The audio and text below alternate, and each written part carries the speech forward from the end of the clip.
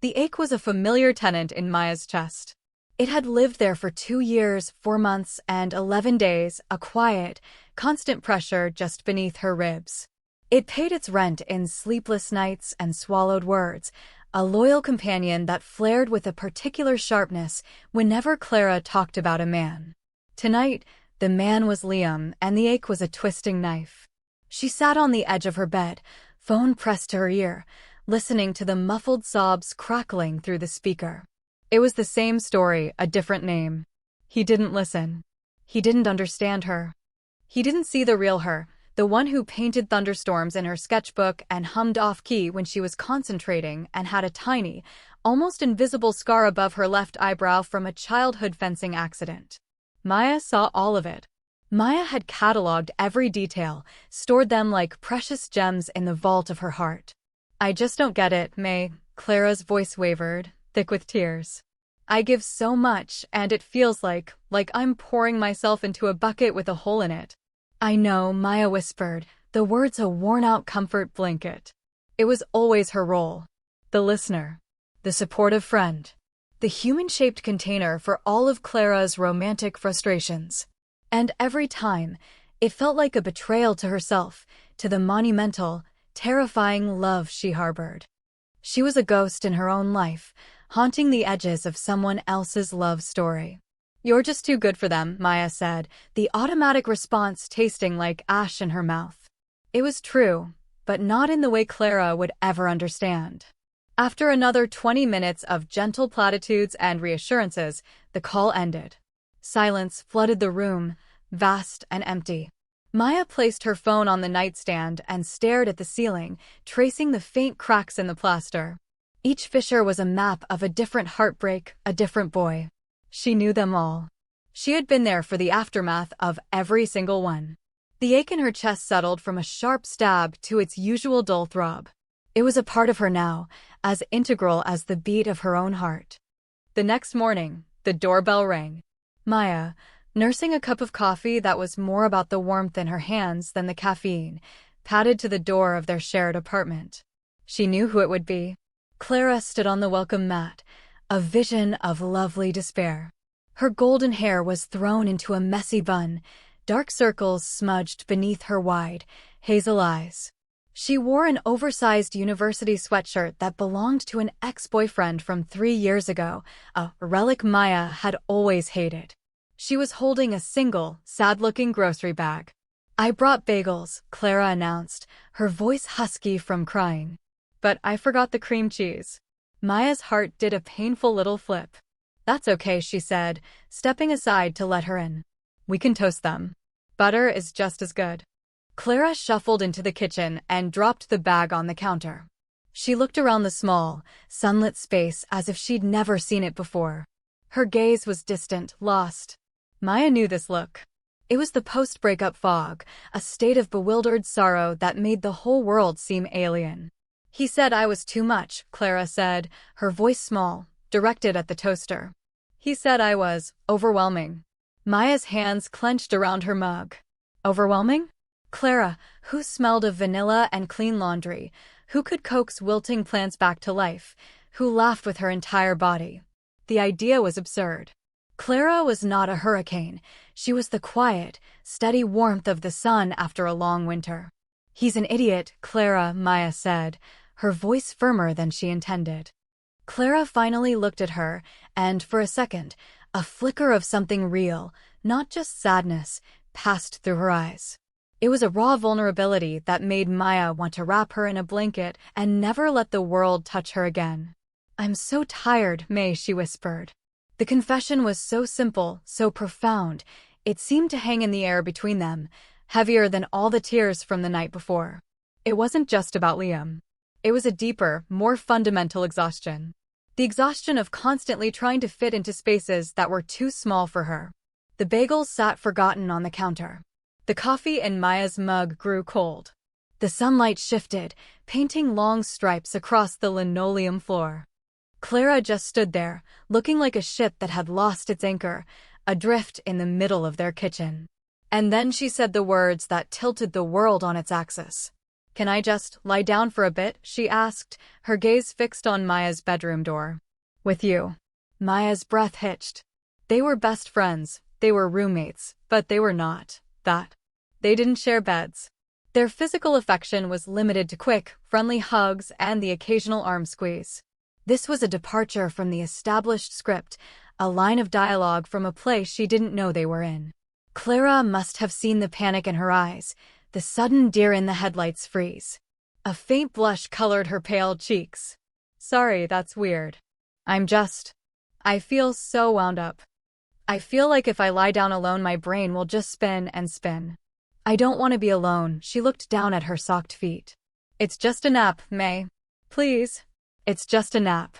The phrase was meant to be reassuring, to downplay the request, but for Maya it was a thunderclap. It was a challenge. A dare. How could she say no? Saying no would be admitting that it wasn't just a nap for her. It would be pulling the curtain back on the whole charade, revealing the desperate, pining creature she kept so carefully hidden. So she nodded, a jerky, puppet-like motion. "Okay," she heard herself say, her voice sounding thin and distant. "Yeah, of course." Clara gave her a small, grateful smile that didn't quite reach her eyes, and the two of them walked the few steps to Maya's bedroom. The air was thick with unspoken things, a dense fog of possibility and terror. Maya felt as though she were walking toward the edge of a cliff, and Clara was holding her hand, urging her forward, completely unaware of the drop below. Maya's room was her sanctuary. Books stacked on every surface, a half-finished painting on an easel in the corner, the scent of lavender and old paper. Clara had been in here 1,000 times, to borrow a sweater or to gossip, while Maya got ready to go out. But this felt different. Transgressive. Clara hesitated by the door. Maya pulled back the gray comforter on her queen-sized bed, an invitation she couldn't take back. "Which side do you want?" she asked, striving for a casual tone that felt utterly fraudulent. "Doesn't matter." Clara slipped off her sweatshirt, leaving her in a simple t-shirt and leggings. She slid under the covers on the side closest to the wall, turning her back to Maya almost immediately, curling into a tight ball. The message was clear. This is not intimate. This is purely functional. Maya's heart, which had been hammering against her ribs, slowed to a painful thud. Of course. This was just what she said it was, a comfort measure. A human hot water bottle. She took a deep breath and slid into her own side of the bed, lying stiffly on her back, a rigid line of formality between them. The space felt both cavernous and suffocatingly small. She stared at the ceiling, counting her breaths, trying to ignore the warmth radiating from the body just a few inches away. Minutes stretched into an eternity. Maya listened to the sound of Clara's breathing, waiting for it to deepen into the steady rhythm of sleep. But it remained shallow, uneven. The silence in the room was deafening, broken only by the distant hum of traffic and the frantic beating of her own heart. She was intensely aware of every single point of sensation, the soft weight of the comforter, the cool crispness of the pillowcase against her cheek, the radiating heat from Clara's back. Just as Maya began to think she might actually die from the sheer, unadulterated tension, Clara shifted. She rolled over, slowly, deliberately, until she was facing Maya. Her eyes were closed, her expression soft and unreadable in the dim light filtering through the blinds. Was she asleep? Maya couldn't tell. She held her breath, her body frozen. And then it happened. Clara's hand moved through the small space between them, a slow, hesitant motion through the valley of the mattress. Her fingers, warm and questing, brushed against Maya's forearm. A jolt, pure and sharp as an electric shock, shot through Maya's entire system. It was so potent it almost made her flinch away, but she stayed perfectly still, paralyzed by a terrifying cocktail of hope and dread. The fingers lingered for a moment, a feather-light touch that sent 1,000 signals to her overloaded brain. Then, they slid down until they found her hand, which was resting limply by her side. Clara's fingers tentatively curled around hers, fitting into the spaces between them as if they were made to be there. Her thumb came to rest on Maya's pulse point, a soft, anchoring pressure. The world stopped. Every rational thought fled Maya's mind, replaced by the overwhelming, undeniable reality of Clara's hand holding hers. It wasn't a quick, friendly squeeze. It was a firm, settled grip. And intertwining. Her thumb began to move, tracing slow, lazy circles on the delicate skin of Maya's wrist. This was not platonic. There was no universe in which this was just a nap. This was a line being crossed, a border being redrawn in the dark. Maya's mind raced, a chaotic scramble of questions. Was she asleep? Was this some unconscious comfort-seeking gesture, a reflex she wasn't even aware of? Or was she awake? Was this intentional? What did it mean? What did it mean? What did it mean? The question echoed in the silent chamber of her skull. She risked a glance at Clara's face. Her eyes were still closed, her breathing still even, but the corner of her mouth was turned up in the slightest, softest of smiles. It was the kind of smile Maya had only ever seen in her most secret, painful daydreams. And she knew. Clara was awake. A hurricane of emotion ripped through her.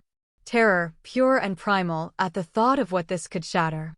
But beneath it, a tiny, resilient seed of hope began to unfurl, a fragile green shoot pushing its way through the wreckage. For 2 years, for months, and 11 days, she had been starving, and Clara had just handed her a feast. She didn't pull away. She couldn't. Instead, she tightened her own fingers, a small, answering pressure. A confirmation. I'm here. I feel it too. Clara's thumb stilled its circular motion for a moment, and then her grip on Maya's hand grew infinitesimally stronger. It was a response. A silent, shared acknowledgement. They lay like that for what felt like a lifetime, hands locked together in the quiet intimacy of the bedroom. The ache in Maya's chest was still there, but it had changed its nature. It was no longer the dull throb of loss, but the sharp, breathtaking pang of wanting something that was suddenly, impossibly, within reach. She didn't sleep. She didn't dare. She simply lay there, holding her best friend's hand, and felt the entire foundation of her world shift. When Maya eventually drifted into a light, restless sleep, it was with the ghost of Clara's thumb stroking her wrist. She awoke to the feeling of emptiness. Her hand was cold. She blinked her eyes open, her heart sinking with a dreadful certainty. Clara was gone. She sat up, the gray comforter pooling around her waist. The space beside her was empty, the sheets cool to the touch. The indentation of Clara's body was already fading. Panic, cold and sharp, seized her. Had she imagined it? Had the whole thing been a product of her own desperate, wishful thinking? A dream. Then she smelled it. Coffee. She swung her legs out of bed and padded out of the room, her bare feet silent on the wooden floor. She found Clara in the kitchen, standing by the counter, nursing a mug. She was wearing her own clothes again, the sad ex-boyfriend's sweatshirt replaced by one of her own soft, worn pullovers. She looked different. The fog of sorrow had lifted, replaced by a look of quiet, intense contemplation. "Hey," Maya said, her voice rough with sleep. Clara turned, and her smile was small, a little shy. "Hey, I made coffee. And I found the cream cheese." It was behind the pickles. The sheer domesticity of the moment was jarring, a stark contrast to the charged silence of the bedroom. Maya poured herself a mug, her hands trembling slightly. She leaned against the opposite counter, creating a safe distance between them. The air was still thick, but now it was laced with a new, terrifying awkwardness. "Thanks," Maya murmured, taking a sip. The hot liquid was a welcome shock to her system. They stood in silence for a moment, the only sound the gentle hum of the refrigerator. Maya's mind was screaming. "Say something. Acknowledge it. Please don't pretend it didn't happen." Finally, Clara spoke, her voice soft. "That was the best sleep I've had in months."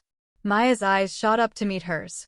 Clara was looking directly at her, her hazel eyes clear and serious. There was no pretense, no evasion. I'm glad," Maya managed to say, her throat tight. Clara took a step closer, setting her mug down on the counter. The space between them shrank. "It's weird, isn't it?" she said, her voice dropping to a near whisper. "With Liam, with any of them, really, Sleeping next to them always felt like a performance. Like I had to be a certain way. Quiet or sexy or accommodating. She gestured vaguely towards Maya's bedroom. In there, with you, it was just quiet. It was easy. I didn't feel like I had to perform. She looked down at her hands, then back up at Maya. It felt safe. Safe. The word landed in the center of Maya's chest, dislodging something heavy. It was the word she had always strived to be for Clara, and to hear it spoken aloud felt like a victory and a condemnation all at once. She was a safe harbor, not a destination. You've always been my safe place, May, Clara continued, as if reading her thoughts. But it feels different now. She took another small step. They were barely 2 feet apart. I lie awake next to these men I'm supposed to love, and all I feel is this profound loneliness. But I fall asleep holding your hand for an hour and she trailed off, shaking her head in wonder.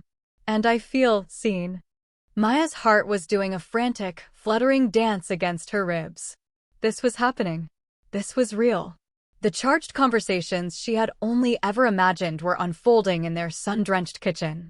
Over the next few days, their universe was remade. The invisible wall that had always separated friendship from something else had crumbled. The hand-holding from the nap became a new, unspoken language between them. Their hands would find each other while they watched a movie on the couch, fingers intertwining in the bowl of popcorn. A hug goodbye before Maya left for class would linger for a few extra seconds, a new, poignant stillness to it. Clara would brush a stray strand of hair from Maya's face, her touch lingering on her cheek, sending sparks across her skin. Maya watched, mesmerized, as Clara seemed to rediscover the world through this new lens. She saw Clara's gaze drop to her lips during a conversation, just for a flicker of a second, before darting away as if burned. She noticed a new softness in Clara's eyes when she looked at her, a vulnerability that had never been there before. It was as if a part of Clara that had been dormant for years was slowly, cautiously, waking up. One evening, they were curled up on the sofa, a documentary about deep-sea life playing unheeded on the television. A soft rain pattered against the windowpane. Clara had been quiet for a long time, her head resting on Maya's shoulder, her fingers tracing idle patterns on Maya's arm. "Do you think," Clara began, her voice so quiet Maya had to strain to hear her over the narrator talking about anglerfish, "that you can spend your whole life looking for something, without even knowing what it is you're looking for?" The question was so pointed, so close to the heart of everything, that Maya could only nod, her throat too tight for words. "I feel like I've been playing a role," Clara whispered. "The girl with the boyfriend. I know the lines. I know the blocking. But I keep forgetting my motivation. It doesn't feel real." None of it. She lifted her head from Maya's shoulder to look at her, her expression one of profound, searching confusion. "This," she said, her gaze sweeping over the two of them, so close on the couch, "this feels real." The intensity of that moment, the raw honesty in Clara's eyes, was almost too much to bear. It was everything Maya had ever wanted, and it was utterly terrifying.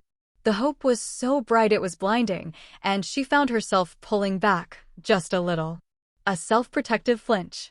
The years of practiced caution were a hard habit to break. If she let herself believe, truly believe, and was wrong, the fall would be devastating. So she started to create a little distance. A few inches on the couch. A quicker hug goodbye. She deflected Clara's more probing questions with jokes or a change of subject. It was a cowardly retreat, a desperate attempt to get back to the familiar, painful safety of the way things were before. Before the nap. Before the hand-holding. Before the hope. It lasted for exactly 2 days. On the third evening, Clara cornered her. Maya was washing dishes, her back to the room, when Clara came to stand directly behind her. She didn't touch her, but Maya could feel the heat of her presence, the sheer force of her intention. "You've been avoiding me," Clara stated. It wasn't a question. Maya kept her eyes fixed on the suds in the sink. "I haven't. I've just been busy. I have that big paper due." The lie was thin, pathetic. "Don't," Clara said, her voice sharp with a pain that cut right through Maya's defenses. "Don't do that. Don't lie to me. Not you." Maya turned off the water. The dripping from the faucet was the only sound. She slowly turned around, wiping her wet hands on a dish towel. Clara was standing there, arms crossed, her face a mask of hurt and determination. The point of no return had arrived. "What's going on, Maya?" Clara asked, her voice softer now, pleading. "Ever since the other day, something shifted. I know you felt it too.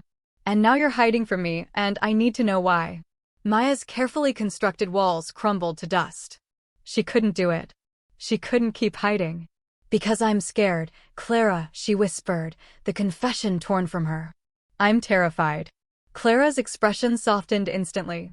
The hurt was replaced by a wave of understanding. She took a step forward, closing the remaining distance between them until their toes were almost touching.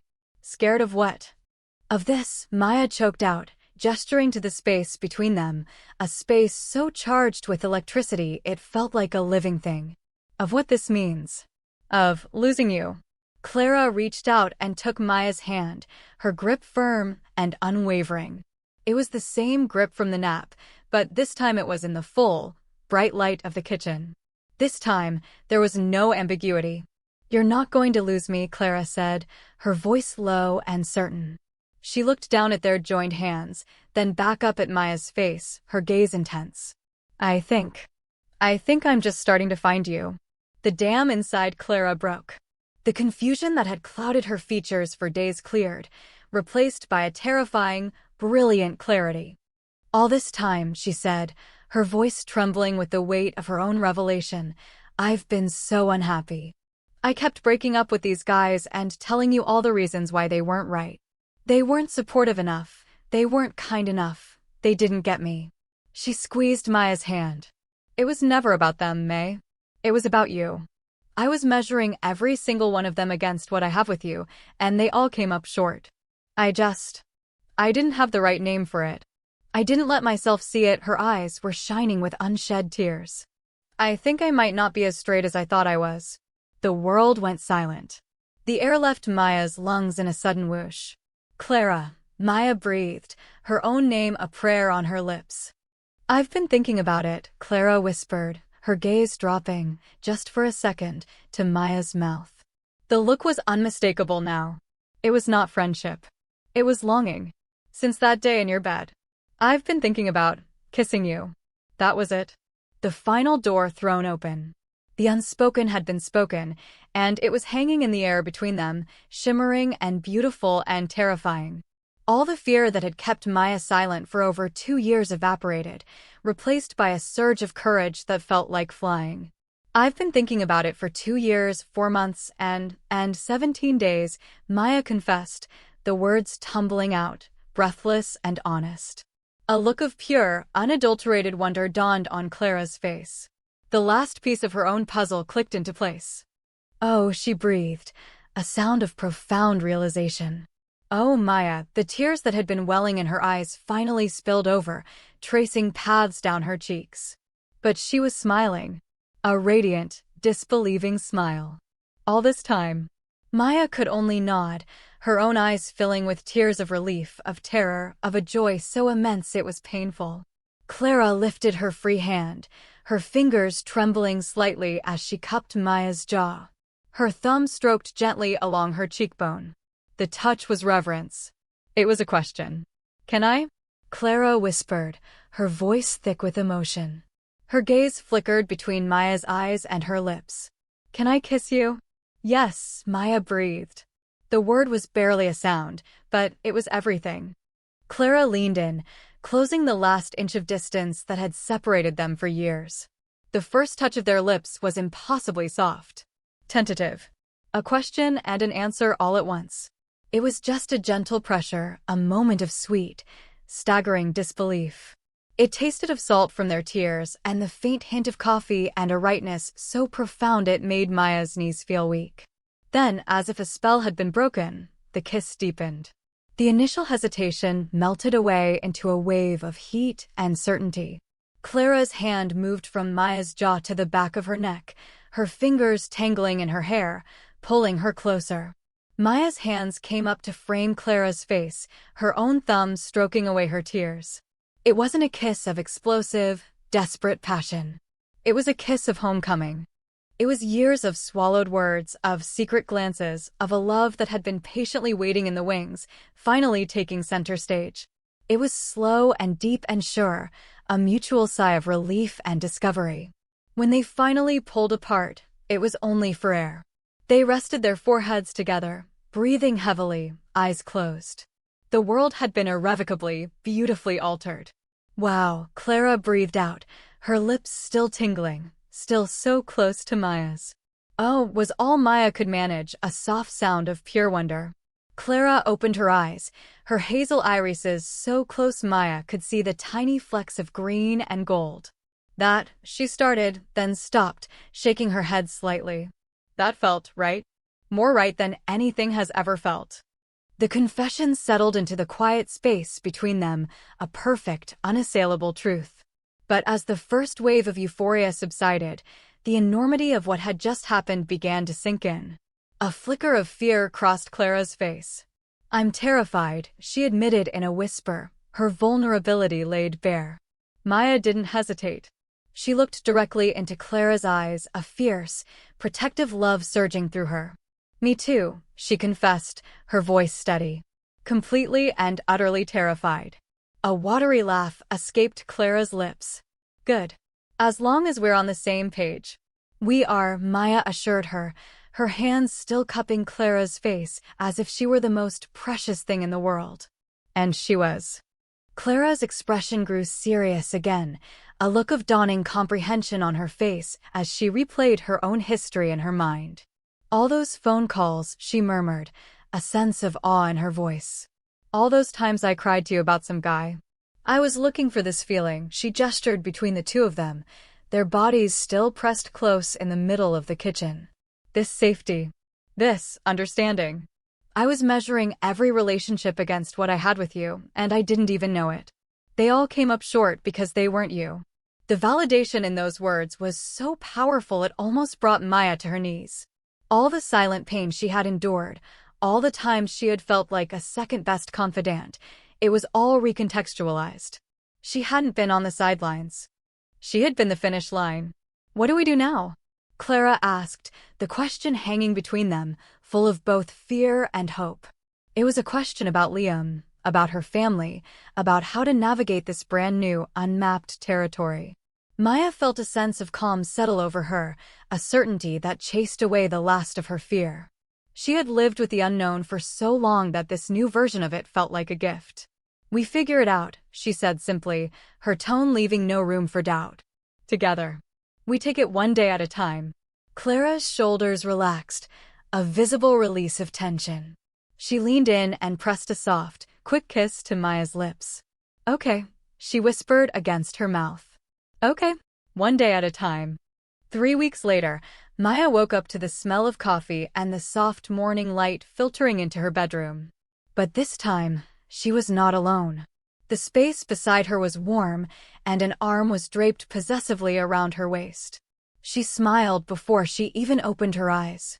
She turned over slowly, careful not to disturb the sleeping woman beside her. Clara's face, in the gentle light, was peaceful, stripped of all the anxiety and confusion that had plagued her for so long. Her golden hair was a messy halo on the pillow. The ex-boyfriend's sweatshirt was long gone, donated to a charity bin in a moment of cathartic decisiveness a week after their first kiss. Liam had been informed via a calm, kind phone call that was met with more confusion than anger. It was over. That part of her life was over. They had fallen into a new normal, a rhythm so natural and easy it felt as though they had been doing it for years. Their apartment, once a stage for platonic friendship, was now a home they were building together in a new way. It was filled with lingering touches, soft kisses in the kitchen, and long, rambling conversations that lasted late into the night. It was quiet and it was steady. Clara's eyes fluttered open, and a slow, sleepy smile spread across her face when she saw Maya watching her. "Morning," she murmured, her voice thick with sleep. "Morning," Maya whispered back, leaning in to kiss her. The kiss was soft and familiar, a simple, loving greeting. Clara sighed contentedly, snuggling closer. "To think I was so scared of this," she said, her voice a low rumble against Maya's chest. "We were both scared," Maya reminded her gently, threading her fingers through Clara's soft hair. "But it was just a threshold. We just had to be brave enough to step across it." Clara tilted her head back to look up at her hazel eyes full of a love so clear and profound it still took Maya's breath away. "Then we're both exactly where we need to be." Maya looked at the woman in her arms, the woman she had loved in silence for so long, and felt a sense of peace settle deep in her bones. The ache in her chest, the constant companion of her lonely love, was gone. In its place was a warmth that spread through her entire body, a quiet, joyful hum. She understood now that the greatest risks, the most terrifying dares, like a simple nap that was never just a nap, were the ones that led you out of the shadows and into the sun. She was finally, truly home.